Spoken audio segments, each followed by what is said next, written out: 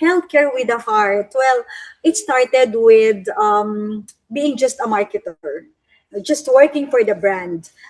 But I imagined myself just selling and hitting the target. But it went beyond imagination and it went beyond hitting the target. When I started to really feel the need to be an advocate, a real advocate. When it was marketing, for me, it's so easy to like bundle products, sell it left and right.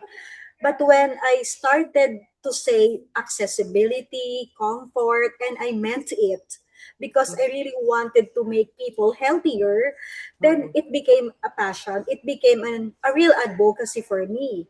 So I said, okay, I'll start lecturing. I'll start preaching the good news of healthy lifestyle. And that's what I did.